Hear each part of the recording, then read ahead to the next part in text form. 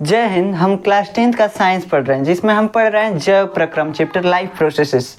ये जो है बायोलॉजी का फर्स्ट चैप्टर है। हम इसके पहले केमिस्ट्री का फर्स्ट चैप्टर भी खत्म कर चुके हैं, फिजिक्स का भी 2 चैप्टर खत्म कर चुके हैं। अगर आप चाहते हैं देखना तो जाकर देख लीजिएगा, डिस्क्रिप्शन में हम उसका लिंक डाल देंगे, तीनों चैप्टर का आप जाकर देख सकते हैं, प्लेलिस्ट का लिंक डाल देंगे। ठीक, अब देखिए हम आज इस चैप्टर में पढ़ेंगे पत्ती की आंतरिक संरचना के बारे में, स्ट्रक्चर ऑफ लीफ के बारे में।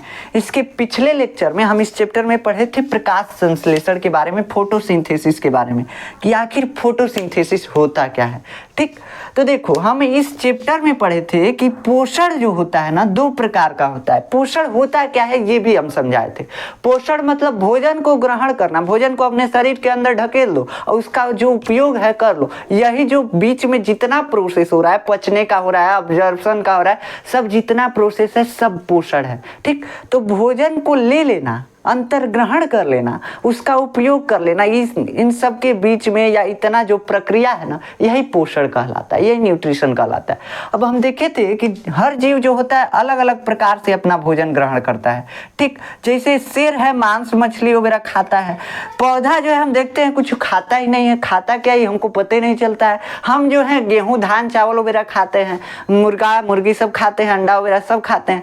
तो आखिर ये सभी जीव अलग अलग प्रकार के भोजन कर रहे हैं, अलग अलग प्रकार के खाना खा रहे हैं। रेस्टोरेंट में जा रहे हैं तो मक्खन है, बटर है, दुका पनीर है, तो ये सब खा रहे हैं। तो मतलब सब जीव जो है अलग अलग प्रकार का खाना खा रहे हैं सब। इस आधार पे हम पोषण को 2 प्रकार में बांटे थे। कितने प्रकार में? 2 प्रकार में। हम देख रहे थे कि जीव, जितने भी जीव पृथ्वी पे हैं सब, वो सब 2 ही प्रकार के पोषण कर रहे हैं। मतलब या तो वो अपना भोजन खुदे बना रहे हैं या किसी जीव पे डिपेंड रह के पोषण कर रहे हैं। हम लोग हैं या तो अनाज पे डिपेंड रहेंगे, मतलब पेड़ पौधों पे डिपेंड रहेंगे। अनाज कहाँ से आता है? पेड़ पौधा से आता है, तो पेड़ पौधों पे डिपेंड रहेंगे, और नहीं तो मांस मछली पे डिपेंड रहेंगे, यही कर सकते हैं। ठीक, शेर और जो है वो सब भी मांस मछली यानी किसी जीव पे ही डिपेंड है। सभी जीव को हम देख रहे हैं कोनो ना कोनो जीव पे डिपेंड है। लेकिन हम जब पेड़ पौधा पे ध्यान दिए तो देख रहे हैं कुछ खाना ही नहीं खा रहा है, हमको पता नहीं चल रहा है क्या खा रहा है। तो हम देखे थे कि कुछ खाता है। ये क्या खाता है? प्रकाश संश्लेषण करता है, जिससे इसका भोजन बनता है ग्लूकोज C6H12O6, और इसी से यह पोषण करता है। मतलब जो जो काम हम भोजन से करते हैं वो यह बना करके और इसी का उपयोग करके क्या करता है? अपना काम करता है। अब हम क्या किए थे? प्रकाश संश्लेषण पढ़े थे। प्रकाश संश्लेषण में हम आपको क्या बताए थे? प्रकाश संश्लेषण में हम आपको बताए थे कि जो पौधे होते हैं, पेड़ पौधे, वो क्या करते हैं? हरे पेड़ पौधे अपना भोजन बनाते हैं, खुद बनाते हैं। अब कहाँ से बनाते हैं? तो कोई जीव का उपयोग नहीं करते हैं। सब क्या करते हैं? हमारे वायु में, यानी जो चारों तरफ एटमॉस्फेयर है, इसमें क्या होता है? कार्बन डाइऑक्साइड, बहुत सारी गैसें हैं। इसमें से क्या करते हैं? सब कार्बन डाइऑक्साइड ले लेंगे सब, और जल पृथ्वी के नीचे से निकाल लेते हैं, और उसके बाद सूर्य का प्रकाश ले लेंगे सब, और उसी से भोजन बना लेते हैं। जैसे हमको चावल अगर बनाना है तो चावल चाहिए और पानी चाहिए, और फिर गैस जलाएंगे तो बनेगा। वैसे ही सेम पेड़ पौधा को अगर भोजन बनाना है ना, तो कार्बन डाइऑक्साइड चाहिए, जल चाहिए, और उसके बाद एनर्जी कहाँ से यूज करेगा? हम गैस जलाते हैं, उसके पास कहाँ से गैस आएगा? तो गैस के लिए वो क्या करता है? सूर्य का प्रकाश लेता है एनर्जी के रूप में। जैसे हम एनर्जी का उपयोग गैस से करते हैं, वैसे ही वो क्या करता है? सूर्य का प्रकाश लेता है। ठीक, तो इतना समझे थे कि यही प्रोसेस जो होता है ना, पौधे द्वारा भोजन बनाने का जो प्रोसेस है, यही प्रोसेस जो है प्रकाश संश्लेषण कहला रहा है। मतलब कार्बन डाइऑक्साइड ले रहा है पौधा, और H2O यानी जल ले रहा है, और इससे जो भोजन बना रहा है C6H12O6 plus H2O plus O2, ये जो बन रहा है ना O2, इतना सब जो बन रहा है, यही प्रोसेस जो है, इतना बनाने की प्रक्रिया जो है क्या है? फोटोसिंथेसिस यानी प्रकाश संश्लेषण है। यही ग्लूकोज है। ये ग्लूकोज जो है पौधा भोजन के रूप में उपयोग करता है। ऑक्सीजन उसके कोनो काम का नहीं होता है तो छोड़ देता है, तो हम लोग यूज कर लेते हैं। जल जो होता है अगर काम का रहेगा, मतलब कि ज़्यादा अगर उसके पास है तो निकाल देगा, कम रहेगा तो रख लेगा। ठीक, तो जल का उपयोग कर भी सकता है और निकाल भी सकता है। ठीक, अब देखो इतना समझ में आया कि पौधा जो भोजन बनाता है, जैसे हम भोजन बनाते हैं तो कुकिंग बोलते हैं, वैसे ही पौधा सब भोजन बनाते हैं सब अपना, उसको हम क्या बोल देते हैं? उसको बोल देते हैं फोटोसिंथेसिस यानी प्रकाश संश्लेषण। ठीक, जैसे हम खाना बनाते हैं तो किचन में बनाते हैं, कहते हैं कुकिंग हो रहा है, बन रहा है खाना, वैसे ही प्रकाश संश्लेषण से पौधा भोजन बनाता है, मतलब कि पौधा सब जो भोजन बनाता है उसी प्रोसेस को हम प्रकाश संश्लेषण बोलते हैं। अब हमारा भी एक स्पेसिफिक किचन होता है, घर में कहीं नहीं बना देंगे, किचन में ले जाके बनाएंगे खाना, ठीक। वैसे ही पेड़ पौधा का खाना एगो स्पेसिफिक जगह पे बनता है, एगो मतलब विशेष जगह पे बनता है। अब हम आपको बताए थे कि प्रकाश संश्लेषण तो भोजन बनाने की प्रक्रिया है। अब ये प्रकाश संश्लेषण पौधों में कहाँ हो रहा था, तो हम बताए थे आपको कि पौधा का जितना हरिहरका भाग है ना, सब में क्या हो रहा है, प्रकाश संश्लेषण हो रहा है। तो तना भी कुछ कुछ हरा होता है कहीं कहीं, उसके बाद पत्ता भी हरा होता है। तो ज्यादातर हम देख रहे हैं पत्ते ही हरे होते हैं, ठीक। अब तना को छोड़िए, तना तो अपवाद में होता है, बहुत कम कम हरा होता है, उतना नहीं हमको पढ़ना है। हमको पढ़ना है कि पत्ते में आखिर भोजन कैसे बनता है, ठीक। पत्ता तो इतना छोटा है, एक तो बहुत चपटा है, उसमें भोजन कैसे बना लेता है सभी, ठीक।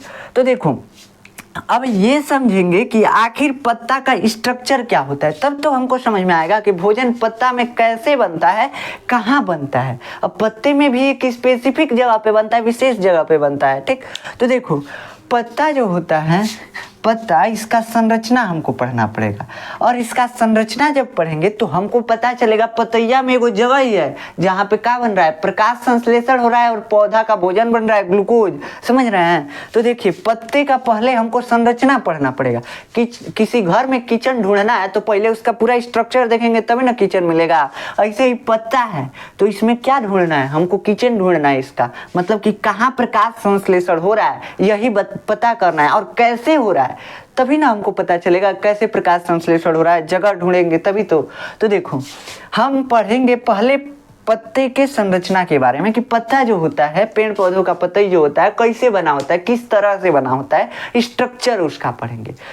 तो पत्ते में जो होता है, पत्ते में आप देखे होंगे हरा भाग होता है, उसमें कुछ रेसा रेसा टाइप का निकला होता है पत्ते में, ठीक। और बीच में से एगो डंडी निकला होता है। तो देखो जो बीचवा में का डंटिया होता है ना, उसको बोलते हैं मध्य सिरा। क्या बोलते हैं बाबू, मध्य सिरा। बीचवा में का डंटिया जो, उसको मध्य सिरा।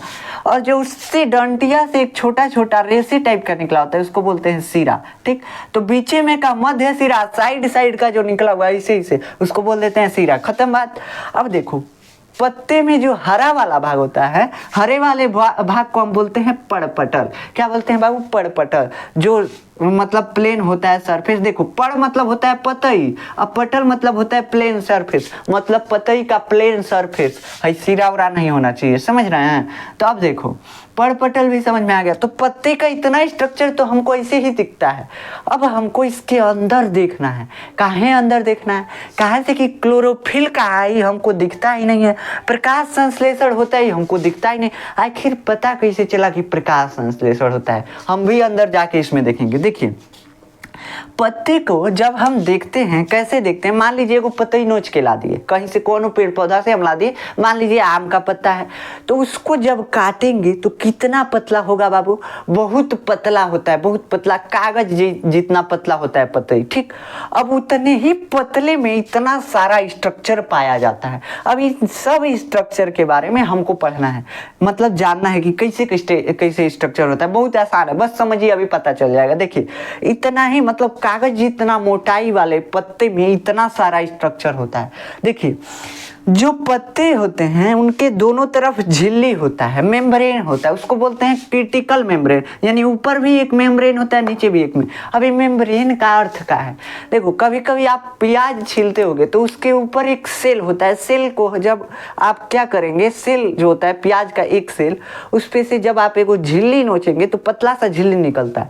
वैसे ही पत्ता होता पे भी पतला सा झिल्ली निकलता है, वो झिल्ली पतैया के दोनों तरफ होता है, तो उसी झिल्ली को हम क्या बोलते हैं, क्रिटिकल मेम्ब्रेन। क्या बोलते हैं बाबू, क्रिटिकल मेम्ब्रेन। तो ये बहुत पतला झिल्ली होता है इसलिए क्रिटिकल मेम्ब्रेन बोलते हैं। देखो मेम्ब्रेन शब्द कहाँ लगाएंगे, बहुत पतला जहाँ झिल्ली टाइप का होगा ना, वहीं पे हम मेम्ब्रेन शब्द का उपयोग करते हैं, ठीक। तो क्रिटिकल मेम्ब्रेन क्या है, पत्ते के ऊपर के या नीचे की जो, मतलब पत्ते के चारों तरफ झिल्ली लपेटा हुआ होता है, बहुत पतला झिल्ली, उसी को हम बोलते हैं क्रिटिकल मेम्ब्रेन। अब जैसे आपके फोन का टेम्पर ग्लास लगा होता है ना, सेम वैसे पतैया के ऊपर ही मेम्ब्रेन लगा हुआ है, समझ रहे हैं, ऊपरा नीचवा दोनों और मेम्ब्रेन लगा हुआ है। मेम्ब्रेन जिसको हम बोलते हैं क्रिटिकल मेम्ब्रेन, ठीक, जैसे आप 3D 4D ग्लास बोलते हैं वैसे इसमें क्या है, क्रिटिकल मेम्ब्रेन है। अब देखो दोनों तरफ क्रिटिकल मेम्ब्रेन, अब दोनों के बीचवा के स्ट्रक्चर को हमको देखना है। तो क्रिटिकल मेम्ब्रेन के जस्ट नीचे होता है चमड़ा टाइप का, मतलब कि देखो इस पतई का चमड़ा होता है, आदमी का चमड़ा नहीं, मतलब पत्ते का चमड़ा टाइप का होता है, जिसको बोलते हैं एपिडर्मिस। क्या बोलते हैं, एपिडर्मिस, ठीक। एपिडर्मिस जो होता है अधिचर्म, ये जो आपको दिख रहा है ऊपर वाला ये अधिचर्म है। ये ढोलक के आकार के कोशिका से मिलके बना होता है, समझ रहे हैं। अब देखो कोई भी जीव जो होता है कोशिका से ही तो मिलके बनेगा। आप जानते हैं कि कौनो जीव जो होता है कोशिका से मिलके बनाता है, कौनो दीवार बनाओगे ईंटा से मिलके बनेगा, समझ रहे हैं। वैसे ही हमारा कौनो शरीर का अंग जो है ना वो किससे मिलके बना होता है, कोशिका से। या किसी भी जीव का क्या बना होता है, कोशिका से ही सभी अंग बना होता है। अब देखो यहाँ पे क्या है, ये जो कोशिका से मिलकर बना हुआ है अधिचर्म, इस कोशिका में क्लोरोप्लास्ट नहीं होते, मतलब पत्ते के ऊपरी व निचले भाग में क्लोरोप्लास्ट होते ही नहीं है। तब कहाँ से, क्लोरोप्लास्ट जब नहीं होगा तो क्लोरोफिल नहीं होगा। आप जानते हैं 9th क्लास में आप पढ़े हैं कि क्लोरोप्लास्ट के अंदरवा होता है क्लोरोफिल। अब क्लोरोप्लास्ट इस कोशिका में है ये नहीं है, मतलब पत्ते के एकदम जस्ट ऊपर और जस्ट नीचे क्लोरोप्लास्ट नहीं होते हैं, उसमें कोशिका होती है जिसको हम बोलते हैं अधिचर्म एपिडर्मिस। ढोलक के आकार की कोशिकाएं पाई जाती हैं और उसी से एक चमड़े टाइप के स्ट्रक्चर का निर्माण होता है पत्ते के ऊपर, ठीक। उसी को हम बोलते हैं अधिचर्म या एपिडर्मिस, ठीक। याद रखना दोनों तरफ होता है अधिचर्म। इसके बाद एक खंभे आकार की कोशिका होती है। खंभे आकार की होंगी सब, नहीं तो गोल होंगी सब, या तो अंडाकार होंगी सब, मतलब किसी भी आकार की होंगी सब कोशिकाएं ये अधिचर्म के बीच में। ये कोशिका जो होता है ना, जो खंभे आकार का होता है उसको खंभ मृदुतक बोलते हैं। क्या बोलते हैं, खंभ मृदुतक, या बोलते हैं पेलिसैड पैरेन्काइमा। क्या बोलते हैं, पेलिसैड पैरेन्काइमा। इस कोशिका को, कौन सा, जो खंभे के आकार का, एगो डंडा आकार का है, समझ रहे हैं ना, इस कोशिका को हम क्या बोलते हैं, खंभ मृदुतक या पेलिसैड पैरेन्काइमा, ठीक, इसी को बोलते हैं। अब इसके नीचे होता है स्पंजी पैरेन्काइमा। देखो इन दोनों अधिचर्म के बीच में दोनों कोशिका है सब।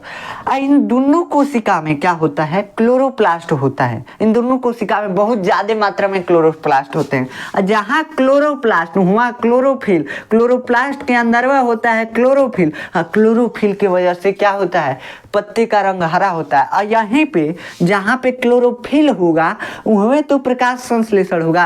तो देखो पत्ते के स्ट्रक्चर में हमको क्या क्या मिल गया, देखे तो पत्ते का बहुत पतला सा सेक्शन कटा था, कागज इतना सेक्शन कटा था। और उस कागज इतना मोटाई में जब हम देखे तो हमको इतना स्ट्रक्चर देखने को मिल गया। ऊपर नीचे झिल्ली है टेम्पर ग्लास जैसा, जिसको हम बोलते हैं क्रिटिकल मेम्ब्रेन। क्या बोलते हैं, क्रिटिकल मेम्ब्रेन। और उसके नीचे जस्ट क्रिटिकल मेम्ब्रेन के जस्ट नीचे दोनों ओर चमड़े के टाइप का कोई स्ट्रक्चर है जिसको हम बोल रहे हैं अधिचर्म, एपिडर्मिस। क्या बोल रहे हैं बाबू, एपिडर्मिस, ठीक। बस ये समझना कोशिका से मिलके बना होता है चमड़ा टाइप का पत्ते का, उसी को हम एपिडर्मिस बोलते हैं। और दोनों के बीचवा में कोशिका होता है जिसको हम, जो कोशिका होते हैं सब ना, सभी कोशिकाओं को मिलाकर हम बोलते हैं पड़मध्योतक। पड़ मतलब पतई और मध्योतक मतलब बीच के उत्तक, समझ रहे हैं, पतई के बीच के उत्तक को हम पड़मध्योतक बोलते हैं। तो पतैया के है दोनों बीच में है सब ना ये दोनों कोशिका। तो एक को जो खंभे आकार का है खंभ मृदुतक, और जो गोल आकार का है उसको स्पंजी पैरेन्काइमा। खंभे के आकार का जो होता है उसका एक और नाम है जिसको बोलते हैं पेलिसैड पैरेन्काइमा, ठीक। तो आप याद रखिएगा ये नाम भी। अब देखिए ये जो होता है, ये दोनों कोशिकाएं क्या होती हैं, क्लोरोप्लास्ट इसमें सभी में उपस्थित रहते हैं, सब में क्लोरोप्लास्ट रहेंगे सब। और जब क्लोरोप्लास्ट, जहाँ क्लोरोप्लास्ट वहाँ क्लोरोफिल, और जहाँ क्लोरोफिल वहाँ प्रकाश संश्लेषण। मतलब अब समझ में आया कि प्रकाश संश्लेषण कहाँ होगा, जहाँ क्लोरोफिल होगा वहाँ प्रकाश संश्लेषण। मतलब क्लोरोप्लास्ट के अंदर क्या होता है, क्लोरोफिल होता है, और क्लोरोफिल जहाँ होगा वहीं पे प्रकाश संश्लेषण, मतलब कि क्लोरोप्लास्ट के अंदर जो होता है प्रकाश संश्लेषण की क्रिया होती है। क्या होती है, पौधे का भोजन कहाँ बनेगा, इस पड़मध्योतक के अंदर क्लोरोप्लास्ट होते हैं। देखिए हाई कोशिका है, इस कोशिका के अंदर क्या है, सब कोई अंग है सब, कोशिका का अंग जिसको हम बोलते हैं क्लोरोप्लास्ट, गोल गोल आकार का, इसे चिपटे आकार का होता है, जो मतलब बॉल लाइक स्ट्रक्चर होता है। इसके अंदर होता है ग्रैनम, और थैलेकाइड से मिलकर ग्रैनम बना होता है। आप पढ़े हुए हैं सब, ठीक समझ रहे हैं। और ये थैलेकाइड से मिलकर ग्रैनम बना होता है, और थैलेकाइड के ऊपर एक मेम्ब्रेन होती है बहुत पतली, जिसको हम बोलते हैं थैलेकाइड मेम्ब्रेन, और इसी मेम्ब्रेन में होता है क्लोरोफिल। क्या होता है? क्लोरोफिल। अब इसका मतलब क्या हुआ, ये तो ऊपर से आपके क्या होगा, देखो हाई कोशिका जो दिख रहा है ना, इसमें जो नीला नीला कलर का पॉइंटवा दिख रहा है ना, यही है क्लोरोप्लास्ट। अब इस क्लोरोप्लास्ट को जब जूम करके देखते हैं, बढ़हन करके देखते हैं, तो इसमें मिलता है हमको थैलेकाइड। थैलेकाइड सिक्का के आकार का स्ट्रक्चर है। अब मान लो सिक्का का पहाड़ बना दिए, एगो बनाते थे पहले, मतलब स्ट्रक्चर सिक्का के ऊपर सिक्का रख रख के इतना बड़ा बना देते थे स्ट्रक्चर, तो वैसे ही सेम है ग्रेनम। थैलेकाइड सिक्का के आकार का होता है, और इस सिक्का को एक के जगह जमा कर देते हैं तो एगो खम्भा बन जाता है, एगो खमिया बन जाएगा कि नहीं बन जाएगा। सिक्का को एक के ऊपर गाजते जाएंगे तो क्या बन जाएगा? खमिया बन जाएगा। इस खमिया को हम क्या बोलते हैं? ग्रेनम बोलते हैं। ग्रेनम कहाँ होता है? क्लोरोप्लास्ट के अंदर होता है। अभी ग्रेनम जो होता है सिक्का के आकार से बना हुआ है, इस सिक्का के आकार को हम क्या बोलते हैं? थैलेकाइड बोलते हैं। क्या बोलते हैं बाबू? थैलेकाइड। ये थैलेकाइड के ऊपर एगो झिल्ली होता है, एगो मेम्ब्रेन होता है, कवर चढ़ा होता है, तो जिस कवर में होता है क्या? क्लोरोफिल। अब देखो कहाँ होगा प्रकाश संश्लेषण? जब होगा तो क्लोरोप्लास्ट के अंदर। तो देखो कहाँ हुआ? पत्ते के अंदर। कहाँ होता है प्रकाश संश्लेषण? अब देखो, अब समझ में आएगा। प्रकाश संश्लेषण पौधों में प्रकाश संश्लेषण कहाँ होता है? हरे भाग में। हरे भाग में कहाँ होता है? ज्यादातर पत्तों में होता है। पत्ते में कहाँ होता है? तो पत्ते में जो होता है ना, पर्णमध्योतक होते हैं, उन पर्णमध्योतक कोशिकाओं में क्लोरोप्लास्ट होते हैं। और उसी क्लोरोप्लास्ट के अंदर वह क्या होता है? उसी क्लोरोप्लास्ट के अंदर क्या होता है? इन सब का भोजन बनता है। मतलब क्लोरोप्लास्ट क्या है? क्लोरोप्लास्ट जो है पेड़ पौधों का किचन हो गया। समझ में आया? तो क्लोरोप्लास्ट पेड़ पौधों का किचन हो गया। अब समझो, यहाँ पे बनता है भोजन। कैसे बनता है? कार्बन डाइऑक्साइड आता है, जल आता है, और क्या आता है? यही बस आता है, और प्रकाश आता है। प्रकाश तो क्लोरोफिल ऐसे ही ऑब्जर्व कर लेता है। उसके बाद क्या होता है? C6H12 और O6 बनता है, H2O बनता है, और क्या बनता है? O2 बनता है। ये बनता है, समझ रहे हैं? तो ये जो है तो भोजन है। ऑक्सीजन तो फेंक देगा। अभी कार्बन डाइऑक्साइड लाया कहाँ से?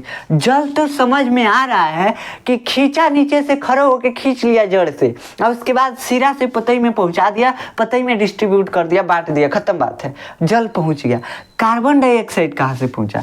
तो कार्बन डाइऑक्साइड जो है हमारे वायु में उपस्थित है, हमारे चारों तरफ कार्बन डाइऑक्साइड है। अब इसको कहाँ से पेड़ पौधा ले लिया सब? तो देखो, पेड़ पौधा को कार्बन डाइऑक्साइड लेने के लिए अब कहाँ जाना है? कहीं जाना नहीं है। पतई के आसपास क्या है? Carbon dioxide. बस खींच के पतैया में लाना है। तो खींच के कौन लाता है? इस पतैया में एगो छेद होता है। पत्ते में देखेंगे तो बहुत छोटे छोटे बहुत छोटे छोटे छेद होते हैं, जो नंगी आंखों से नहीं दिखाई देंगे। ऐसे मतलब हम देखने का कोशिश करें कि कहाँ पतैया में छेद है का, तो नहीं दिखाई देगा। कब दिखाई देगा? जब सूक्ष्मदर्शी यानी माइक्रोस्कोप लगाएंगे आप, तब आपको दिखेगा कि हाँ पतैया में बहुत सारा छेद है। इसी छेदवा से क्या होता है? कार्बन डाइऑक्साइड पतई के अंदर जाता है। जब अंदर जाता है तो कहाँ चला जाता है? क्लोरोप्लास्ट में। क्लोरोप्लास्ट में प्रकाश संश्लेषण होगा, और वहीं से भोजन बन जाएगा। वहीं से मतलब शोषण करके पौधा क्या करेगा? उसका उपयोग कर लेगा।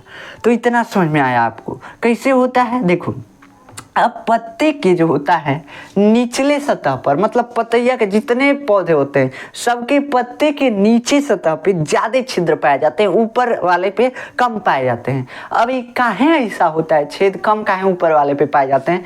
इसको हम बताएंगे आपको जब हम पढ़ाएंगे जल हानि की क्रिया। ठीक, जल हानि की क्रिया जब पढ़ाएंगे तब बताएंगे कि आखिर ये छेद जो होते हैं सब पत्ते के ऊपर काहे कम होते हैं, पत्ते के नीचे काहे ढेर होते हैं सब। देखो, ये बस समझो कि छेद काहे लिए पत्ता में पाया जाता है? कार्बन डाइऑक्साइड अंदर लेगा, ऑक्सीजन जो बन रहा है, ऑक्सीजन यहाँ पे बना था। देखिए C6H12 और O6 बना था, H2O बना था, और O2 बना था। ये O2 पौधा का कोनो काम का नहीं है, निकाल देगा अपने अंदर से। जैसे हम सांस लेते हैं, खींचते हैं, खूब तेज ऑक्सीजन एकदम खींच लेते हैं, अब फटाक से कार्बन डाइऑक्साइड फेंक देते हैं। रख सकते हैं क्या? कहेंगे ना आज से हम सांस छोड़ेंगे नहीं, बस लेते रहेंगे, तो हो सकता है ऐसा नहीं, छोड़ना पड़ता है आपको सांस। ठीक, काहे कैसे कार्बन डाइऑक्साइड को बाहर ही करना है, समझ रहे हैं। तो कार्बन डाइऑक्साइड हमारे अंदर से बाहर होता है, वैसे ही ऑक्सीजन जो है पेड़ पौधा ऑक्सीजन बाहर करता है, तो इसको बाहर ही निकलने के लिए कौन रास्ता चाहिए। तो रास्ता कौन है, यही छिद्र है जो पत्ते के ऊपर छिद्र पाए जाते हैं, जिससे कार्बन डाइऑक्साइड अंदर गया था उसी से ऑक्सीजन बाहर ही आ जाएगा, समझ रहे हैं। तो एक ही छिद्र दो काम करता है, क्या क्या, कार्बन डाइऑक्साइड को पत्ते के अंदर खींचेगा और ऑक्सीजन जो बन रहा है उसको बाहर ही फेंकेगा, समझ रहे हैं।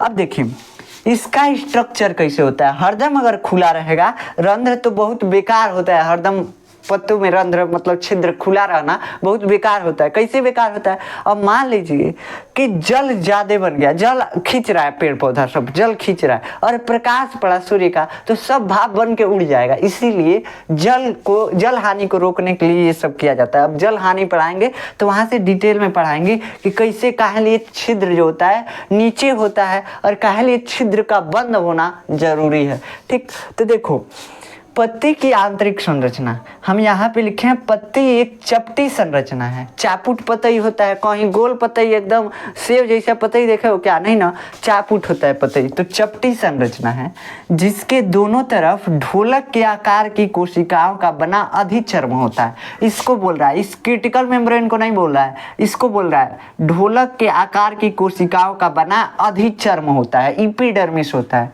ठीक, उसके बाद अधिचर्म में जगह जगह सूक्ष्म छिद्र पाए जाते हैं, इसमें ना इसी में छिद्र पाए जाएंगे, सब छेद ऐसे ही होंगे सब। ठीक, उसी वहीं पे छेद बनता है पतैया के ऊपर। अब मान लीजिए है मोटाई है पत्ता का, तो इसके ऊपर ना बनेगा छेद, तो पतई के ऊपर ऐसे छेद बना होता है। तो कहाँ बना होता है, अधिचर्म में छेद बना होता है। ठीक, अब ये छेद जो होता है इसी को पर्णरंध्र बोलते हैं, अभी समझ में आएगा आपको।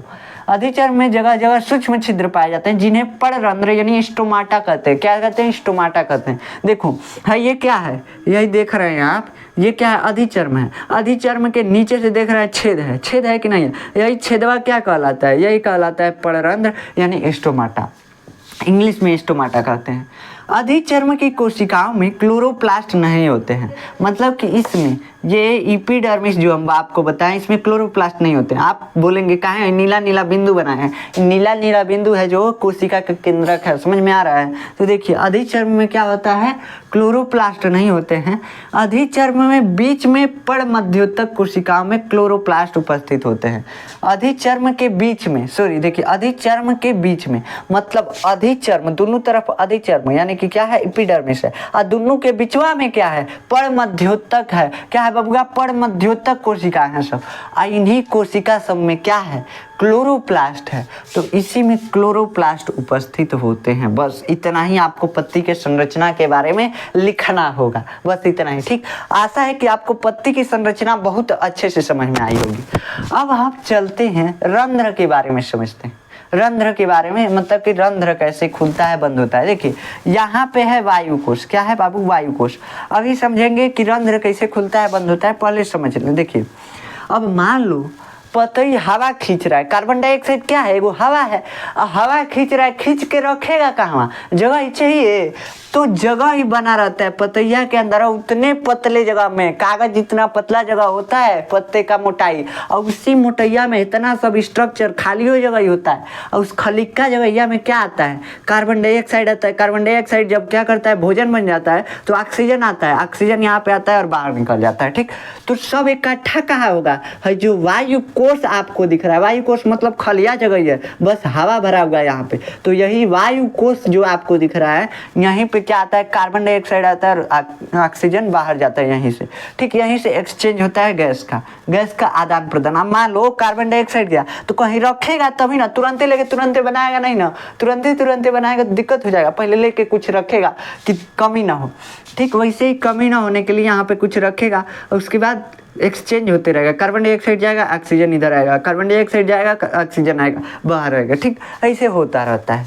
तो ऐसे मतलब वायु कोश काहे लिए हैं सब, वायु कोश जो है सब ये है किसके लिए, जो कार्बन डाइऑक्साइड है आकर के यहाँ पे कुछ देर तक रह सके, ऑक्सीजन जो है बाहर जा सके, इसी के लिए है।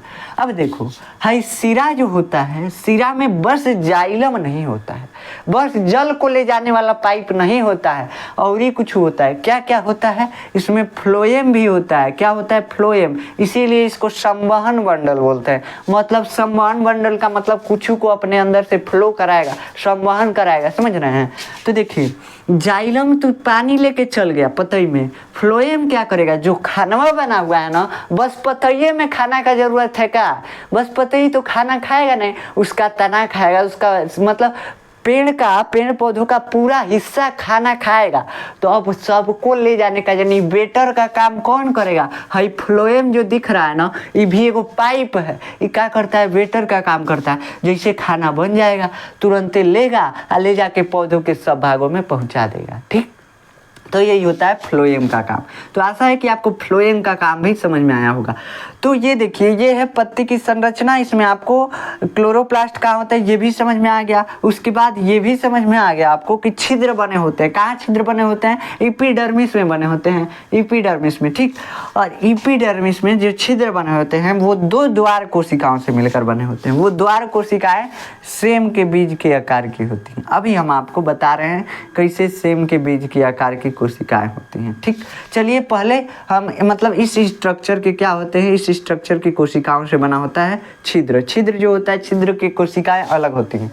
जैसे देखो ये है क्या, ये है ढोलक के आकार की कोशिका। इस कोशिका से क्या बन रहा है? अधिचर्म यानी एपिडर्मिस। और हेती चुकी जो कोशिका दिख रहा है ना, यह कोशिका कौन सा क्या बनाया है? छिद्र बनाया, छेदवा बनाया, जौना से कार्बन डाइऑक्साइड अंदर जाएगा, ऑक्सीजन बाहर आएगा। तो इसी छेदवा को हम पररंध्र बोल रहे हैं। और इस छेदवा को बनाने वाला कौन कोशिका है? यही होता है द्वार कोशिका। छुटकी जो दिख रहा है ये क्या? द्वार कोशिका। यह कोशिका से अलग होता है। जो अधिचर्म की कोशिका दिख रही है, एपिडर्मिस की कोशिका दिख रही है, इससे अलग होता है। अभी पढ़ रहे हैं इसके संरचना के बारे में, तभी हमको मालूम चलेगा। अब बस समझ में आ गया कि कहाँ भोजन बनता है, कहाँ क्लोरोप्लास्ट उपस्थित होता है पत्ती में, इतना आपको समझ में आया। चलिए अब समझते हैं स्टोमाटा के बारे में यानी पर्णरंध्र के बारे में। ठीक, अब देखिए पर्णरंध्र के बारे में, स्टोमाटा के बारे में। ये क्या है अभी बताए हैं बाबू। पतई के ऊपर छेद होता है, उसी छेदवा को हम क्या बोलते हैं? पर्णरंध्र बोलते हैं यानी स्टोमाटा बोलते हैं। उसका स्ट्रक्चर कुछ इस टाइप का होता है, उसका बनावट कुछ इस तरह का होता है। देखिए इस तरह का हमको पतई के ऊपर से, इसको कैसे देखे थे? मोटैया में देखे थे तो ऐसे स्ट्रक्चर दिखा था। अब पतई के ऊपर जब देखते हैं ना तो इस प्रकार का कुछ स्ट्रक्चर दिखता है, ऐसे इस प्रकार का, समझ रहे हैं? इस प्रकार का स्ट्रक्चर दिखता है। अब अभी समझा रहे हैं, देखिए इस प्रकार का स्ट्रक्चर दिखता है। अब ये जो है ये छेद है, ये जो है क्या है? छेद है यानी रंध्र है। ठीक, ये छेद है, यही छेद से क्या जाता है? कार्बन डाइऑक्साइड जाता है और ऑक्सीजन बाहर आता है। अब देखो क्या होगा, यहाँ पे ये जो है ये सेम के लौकी के आकार का आपको दिख रहा है, लेकिन आपके बुकवा में लिखा है सेम के आकार का। तो इस सेम के बीज के आकार का क्या है? कोशिका है सब। एक कोशिका जो होता है, इस कोशिका का नाम होता है रक्षक कोशिका या द्वार कोशिकाएं। ठीक, क्या होता है? रक्षक कोशिकाएं, रक्षक कोशिकाएं या द्वार कोशिकाएं। ठीक, या द्वार कोशिकाएं, द्वार कोशिकाएं। ठीक, ये होता है नाम इसका। अब देखिए क्या होता है, ये रक्षक कोशिकाएं या द्वार कोशिकाएं जो होती हैं, इस रंध्र को खुलने और बंद होने में मदद करती हैं सब। अब खुलना बंद होना क्या है अभी हम बताए हैं कि इसको हम बताएंगे आपको जल हानि की क्रिया में। देखिए क्या होता है अभी बता रहे हैं। देखिए जब जल नीचे से पेड़ पौधा खींचता है, सब खड़ो होकर एकदम खींच लेगा, पतई तक पहुंचा देगा। इतना मेहनत से पहुंचाया सब जल को। ठीक, अब सूर्य देवता जो है एकदम गरमा के कहेंगे हमको, हम जल को उड़ा देंगे, तुरंत उड़ा देते हैं। पतई में से क्या करेंगे? भाप बना के उड़ा देंगे। तो इन सब का पेड़ पौधा का मेहनत सब बर्बाद हो गया। तो ये बर्बाद ना हो मेहनत, इसीलिए रंध्र को बंद करना पड़ता है। कहाँ है? जल तो आया है पतई तक, निकलेगा कहाँ से? भाप बन के इसी छेदवा से बहरी निकल जाता है। तो इस छेद से बहरी न निकले पानी, इसीलिए क्या करते हैं? रंध्र को बंद रखना पड़ता है। बस जब जरूरत हो तभी खुलेगा रंध्र। ठीक, मतलब छेद तभी खुलेगा, हरदम बंद रहता है। अब इसको बंद कैसे किया जाए? काम है तो खोला कैसे जाए? देखो क्या होता है। अब मान लो कि ये क्या है, ये रक्षक कोशिकाएं हैं और इसके साथ जो लगी हुई है कोशिका बनाए हैं इसको हम बोलते हैं क्या, सहायक कोशिकाएं। ये कौन सी कोशिका है, पहचान के बताओ। देखो हम अभी बताए हैं बाबू कि छेदवा कहाँ होता है। छेदवा जो होता है ना ये इपीडर्मिस में होता है। इपीडर्मिस में मतलब इपीडर्मिस के जगह पे छेद होता है। जहाँ छेद होगा वहाँ पे रक्षक कोशिका। तो देखो ऐसे पतैया के ऊपर प्लेनका भागवा पे जब हम माइक्रोस्कोप से देखे हैं तो हमको ऐसा दिखाई दिया, मतलब इसके ऊपर ऐसे, इसके ऊपर देखें तो हमको ऐसे कोई फिगर दिखाई दिया। है जो सहायक कोशिका आपको दिख रहा है ना, सहायक कोशिका, ये क्या है, ये जो है इपीडर्मिस का कोशिका है। सब जितना है सब चारों ओर रहेंगे सब। ये क्या है, सब इपीडर्मिस का कोशिका है सब, इसकी सहायता करेंगे सब। समझ में आ गया। अब देखो है रक्षक कोशिका है, ये क्या काम करता है, ये काम करता है रंध्र को खोलने और बंद होने में। बस खोलेगा छेद को अब बंद करेगा, खोलेगा छेद को अब बंद करेगा, इतने काम है इसका।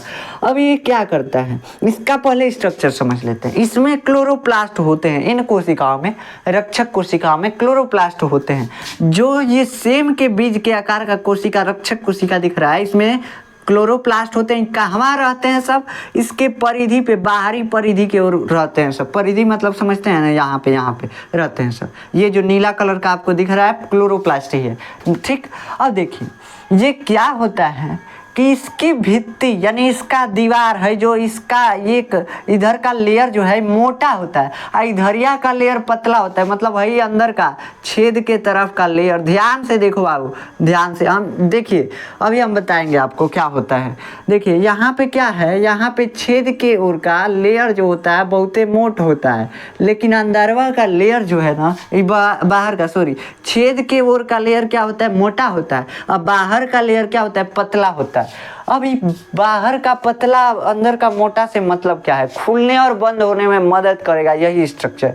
अब क्या कीजिए, आप ऐसा गुब्बारा लीजिए, आप ऐसा गुब्बारा लीजिए जो इसी लौकी के आकार का हो और दोनों को ऐसे स्ट्रक्चर में क्या कर लीजिए, पकड़ के अब फैला लीजिए। छेद उसमें दिखेगा, उसमें से हवा निकाल दीजिए। इसे ताने रहिए, ताने ही हवा निकाल दीजिए। क्या होगा, बीच में का छेद बंद हो जाएगा। काहे बंद हो जाएगा, कहाँ से कि गुब्बारा पिचक गया। देखिए ऐसे आप दो गुब्बारा ले लीजिए जो इस स्ट्रक्चर में फूलते हैं सब, ठीक, समझ रहे हैं, इस स्ट्रक्चर में फूलते हैं सब। और इन दोनों को सटा के और दोनों को छोर से पकड़ लीजिए। अब पकड़ करके और उसके बाद जो इसमें हवा भरा हुआ है निकाल दीजिए। जैसे निकालेंगे बीचवा में जो छेदवा दिख रहा है ना, ये भर जाएगा, बंद हो जाएगा। तो सेम ऐसे ही क्या होता है, रंध्र की कोशिकाओं में होता है, सेम ऐसे ही होता है। देखो जब एक कोशिका इसे तनाया रहता है और जैसे इसमें पानी भरेगा फूल जाएगा कोशिका, और जैसे फूलेगा छेदवा खुल जाएगा। और जैसे अगर बंद करना हुआ छेद तो इसमें से पानी निकल जाता है। क्या होता है, पानी निकल जाता है और जैसे निकलेगा क्या होगा, छेद बंद हो जाएगा। जब कोशिका पुचकेगा तो क्या होगा, छेद बंद हो जाएगा। काहे बंद हो जाएगा, जैसे पुचकेगा छेद बंद हो जाएगा, मतलब कि पानी निकल गया तभी तो कोशिका पुचका है। तो जैसे पिचकेगा कोशिका क्या होगा, छेद बंद हो जाएगा। पिचकने पे छेद बंद हो जाएगा। और जैसे कोशिका में पानी भरेगा तो कोशिका फूल जाएगा और जैसे फूलेगा छेदवा खुल जाएगा, छेदवा खुल जाएगा। समझ रहे हैं। तो ये होता है स्टोमाटा के खुलने और बंद होने का ये स्ट्रक्चर, मतलब ऐसे खुलता है बंद होता है। तो आशा है कि आपको समझ में आया होगा कि कैसे स्टोमाटा खुलता है बंद होता है, पतई में जो छेद होता है कैसे खुलता है बंद होता है और काहे खुलना बंद होना है, ये समझ में आ गया, ठीक। नहीं तो सूर्य देवता एकदम में जला के पनिया सब सूख ही लेंगे और जब सूख लेंगे तो क्या होगा, तब बारिश कराएंगे और पेड़ पौधा सब सूख जाएगा सब। इसीलिए रंध्र को बंद करना पड़ता है। अभी बंद करना पड़ता है, इसके लिए रक्षक कोशिकाएं होती हैं। इसका स्ट्रक्चर कैसे होता है, बीचवा में जो होता है छेदवा के तरफ का लेयर जो है दोनों का मोटा होता है और बाहर का लेयर पतला होता है। दोनों ऐसे व्यवस्थित रहते हैं सब। जब इसमें पानी भरता है फूल जाते हैं, छेदवा खुल जाता है। जैसे फूलेंगे सब छेद खुल जाएगा और जैसे पिचक जाएंगे सभी दोनों कोशिका क्या होता है, छेद पिचक जाता है, छेद बंद हो जाता है। मतलब पिचकेंगे कैसे, जब पानी निकल जाएगा, ठीक।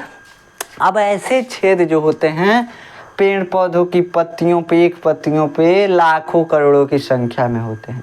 समझ रहे हैं, बहुत बड़ी संख्या में होते हैं ये छेद। और इस छेद से क्या होता है, कार्बन डाइऑक्साइड जाता है अंदर और बाहर ऑक्सीजन आता है। तो इतना आपको समझ में आया कि द्वार कोशिकाएं कैसे पररंध्र को बंद करती हैं, खोलती हैं। और ये भी आपको समझ में आ गया कि प्रकाश संश्लेषण पत्ते में कहाँ होता है। पतई में प्रकाश संश्लेषण कहाँ होगा? क्लोरोप्लास्ट के अंदर। क्लोरोप्लास्ट कहाँ होगा? परमध्योतक के अंदर, चाहे रक्षक कोशिका के अंदर भी है। ध्यान दो, इधर रक्षक कोशिका के अंदर भी है। ठीक समझ रहे हैं? तो रक्षक कोशिका के अंदर भी क्या है? क्लोरोप्लास्ट है। तो इस क्लोरोप्लास्ट में भी होगा प्रकाश संश्लेषण और इस क्लोरोप्लास्ट में भी होगा प्रकाश संश्लेषण। जो नीला नीला कलर का दिख रहा है सब क्लोरोप्लास्ट है। ठीक, क्लोरोप्लास्ट है। इसी में क्या होगा? इसी में होगा प्रकाश संश्लेषण। तो आशा है कि आपको पत्ती के स्ट्रक्चर के बारे में, कि पतई कैसे कैसे बना होता है, इसमें कहाँ प्रकाश संश्लेषण होता है, ये समझ में आया होगा। अब हम आपको ये बता चुके हैं कि प्रकाश संश्लेषण होता कैसे है, मतलब पौधे अपना भोजन बनाते कैसे हैं। बस किचन का पता लगाना था कि कहाँ बनता है। ठीक, इसके लिए इतना झमेला। पतई का स्ट्रक्चर पढ़ा है, उसके बाद आपको पढ़ा है स्टोमाटा के बारे में कि हवा कहाँ से जाता है, कार्बन डाइऑक्साइड अंदर पौधे के कहाँ से जाता है, इसके बारे में पढ़ा है। ठीक, अब हम नेक्स्ट लेक्चर में पढ़ेंगे कि आखिर क्लोरोफिल जो होता है जरूरी कहाँ होता है, कार्बन डाइऑक्साइड जो होता है जरूरी कहाँ होता है, जल जो होता है प्रकाश संश्लेषण में काहे जरूरी होता है, इन सब के बारे में हम नेक्स्ट लेक्चर में पढ़ेंगे। यानी क्लोरोफिल, क्लोरोप्लास्ट के बारे में डिटेल से उसी में समझेंगे। ठीक, कि क्लोरोप्लास्ट में क्या क्या स्ट्रक्चर होता है, इसको डिटेल से पढ़ेंगे उसी लेक्चर में, आने वाले लेक्चर में। देखिए, आप ध्यान से पढ़ेंगे तो आपको समझ में आएगा। हम देखे हैं कई बच्चों को, जानते हैं कहाँ ध्यान से नहीं पढ़ते हैं, सब कहते हैं भाग हमारा नंबर कहाँ उठेगा, हम काहे लिए ध्यान से पढ़ें। हम मान लेते हैं पहले से सब ना कि हमारा नंबर नहीं उठेगा, हम पढ़ते ही नहीं है, मतलब हमसे नहीं हो पाएगा। ऐसा समझ लेते हैं कई बच्चे कि हमसे हो ही नहीं पाएगा। बाबू तुमसे होगा, बस सोचो ना। बस आपको आपका टारगेट होना चाहिए। देखो, अगर आपको 10th में टॉप करना है ना, तो आपको टारगेट होना चाहिए। क्या टारगेट होना चाहिए बताते हैं। देखिए, अगर आप मान रहे हैं ना कि हमसे कभी होगा ही नहीं, तो एक्चुअली में कभी आपसे नहीं होगा, आप कभी भी नहीं कर पाएंगे टॉप। आप जानते हैं क्या मानते हैं? बात हमारी बस का है। तो बहुत सारे जो लड़के हैं वो अलग होते हैं सब हमसे। तो बाबू देखो, तुम जो हो तुम भी आदमी हो, जो टॉप करता है वो भी आदमी है। ठीक, तो टॉप करने वाले भी बच्चे वही होते हैं। बस उनका स्ट्रेटेजी क्या होता है, देखिए, आप जो होते हैं पहले ही सोच लेते हैं हमारे बस का है ही नहीं, हम कर ही नहीं पाएंगे। अब आप ये सोच लिया, वो सब सोचते हैं क्या? वो सब सोचते हैं कि इतना लाना है तो लाना है। अगर आप मान लीजिए कि 95 प्लस का क्या बनाए, आप 95 प्लस का परसेंटेज का आप स्कोर मतलब लक्ष्य बनाएं। आप पढ़ रहे हैं 50 का भी नहीं पढ़ रहे हैं तो कैसे आएगा?